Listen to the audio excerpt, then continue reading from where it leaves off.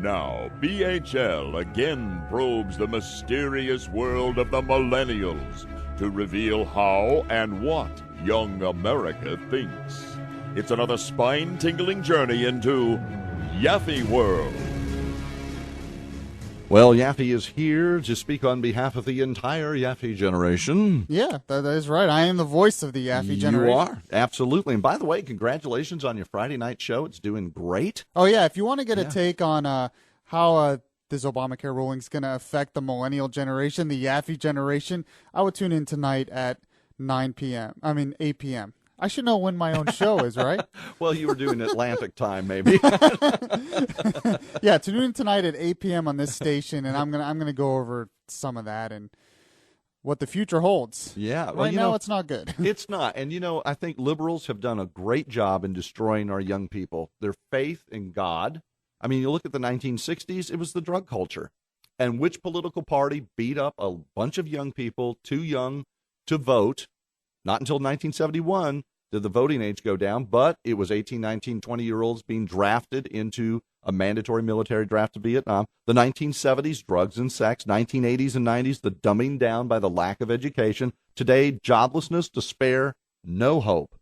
Where is your generation specifically, though, when it comes to religion? Because you know what? God is the answer for all things. Yeah, and I would agree with that. And as we were talking about doing this show, you had asked me to give a take on where is faith in my generation. Yep. Unfortunately, it's declining. It's not good. You talk about how the 80s and 90s they were getting rid of education. It seems like now what they're doing to the youth is getting rid of faith and getting rid of Christianity.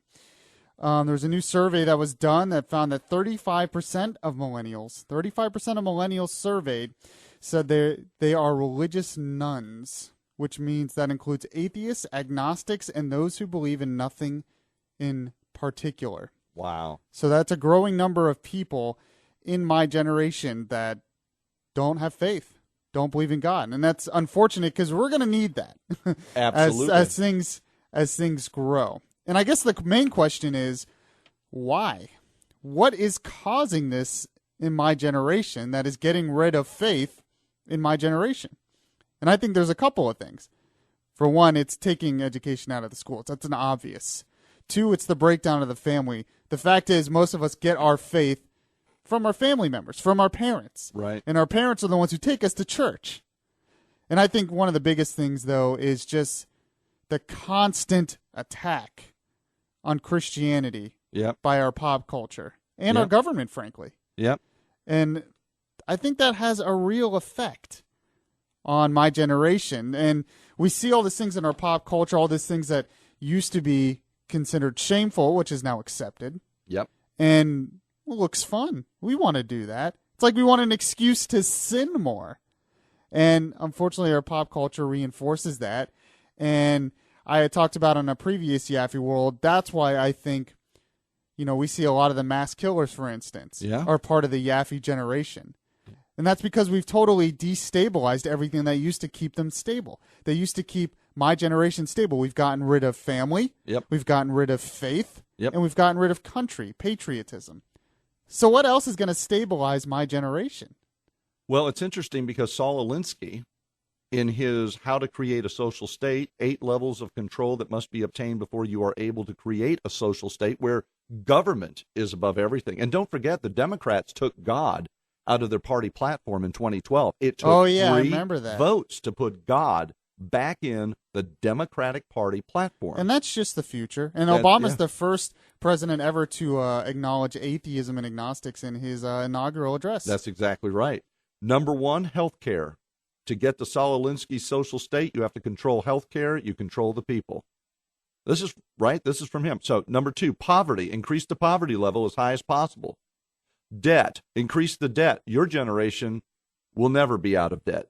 Yaffee. Gun control. Remove the ability to defend themselves from the government. Welfare. Take control of every aspect of their lives. Food, housing, and income. Education. Take control of what people read and listen to. Take control of what children learn. Now we've got this pre-VPK, 4-year-old. Yeah, they're wanting They're wanting free preschool. That's a new thing, nationalized preschool in this country. Number 7, religion. Remove the belief in God from the government and the schools. 8, class warfare. Divide the people into wealthy and poor. And that's happening. We have removed it from government. We have removed it from schools. And I would just call people in my generation.